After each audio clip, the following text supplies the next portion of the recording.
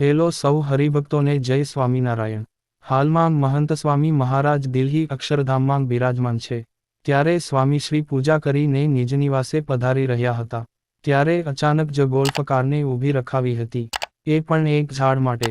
કેમ સ્વામીશ્રીએ એવું કર્યું? આપને સૌને ખ્યાલ જ છે એક નાનું એવું ઝાડ કેટલું આપણા માટે અને પર્યાવરણ માટે ઉપયોગી છે. ભારતવર્ષના ઋષિમુનિઓએ એક નાના એવા છોડથી લઈને મોટા ઝાડનો મહિમા કહ્યો છે.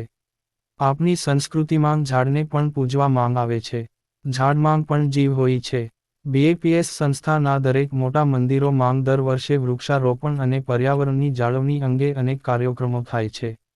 અને મહંત સ્વામી મહારાજ દર વર્ષે વૃક્ષારોપણ કરે છે. અને આપણે સૌ જાણીએ જ છીએ કે મહંત સ્વામી મહારાજની કેટલી સૂક્ષ્મ દ્રષ્ટિ છે. કીડી, મકોડા અને ઈયળો જેવા જીવ પ્રત્યે પણ બાપા કેટલી સહાનુભૂતિ દર્શાવેલી છે.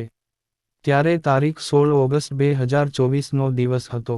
અક્ષરધામ મહામંદિરમાં સ્વામીશ્રી પૂજા કરીને અભિષેક મંડપમાં પધારીને નીલકંઠ વર્ણીજીને અભિષેક કર્યો હતો. ત્યાંથી સ્વામીશ્રી પોતાની ગોલ્ફ કારમાં બિરાજીને નિજ નિવાસ સ્થાને પધારી રહ્યા હતા.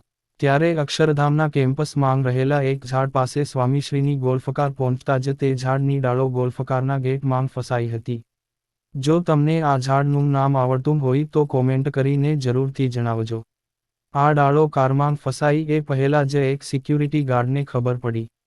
અને એ તરત જ ગોલ્ફકાર તરફ દોડ્યા હતા અને સ્વામીશ્રીએ પણ તરત હાથ લાંબો કરીને ઈશારો કર્યો હતો. પણ સિક્યુરિટી ગાર્ડ પહોંચે એ પહેલા જ ઝાડની ડાળો કારની અંદર આવી ગઈ હતી. સ્વામીશ્રીએ તરત જ હાથ લાંબા કર્યા. અને સાથે રહેલા સેવક સંતો અને ડ્રાઈવર હરિભક્ત સ્વામીશ્રીની ભાવના પારખી ગયા અને કાર ઊભી રાખી.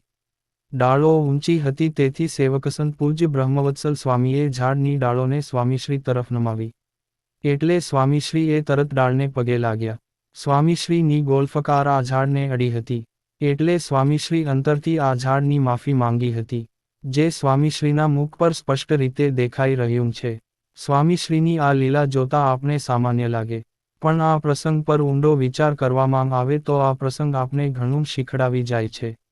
અને સ્વામીશ્રીના અનેક ગુણોના દર્શન થાય છે. તો આ પ્રસંગમાં સ્વામીશ્રીના ક્યાં ગુણોના દર્શન થાય છે. અને આપને આપના જીવનમાં શું ધ્યાન રાખવું જોઈએ? અમને કોમેન્ટ કરીને જણાવો. આવો જ એક પ્રસંગ બનેલો. જેમાં એવું તો શું બન્યું હતું કે સ્વામીશ્રીએ અમેરિકાના 12,500 સ્વયંસેવકોને કાગળમાં લખીને માફી માંગી હતી. આ પ્રસંગના વિડીયોની લિંક વિડીયોના ડિસ્ક્રિપ્શનમાં આપેલી છે.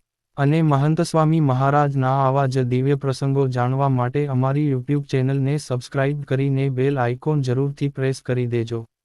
સૌનો આભાર.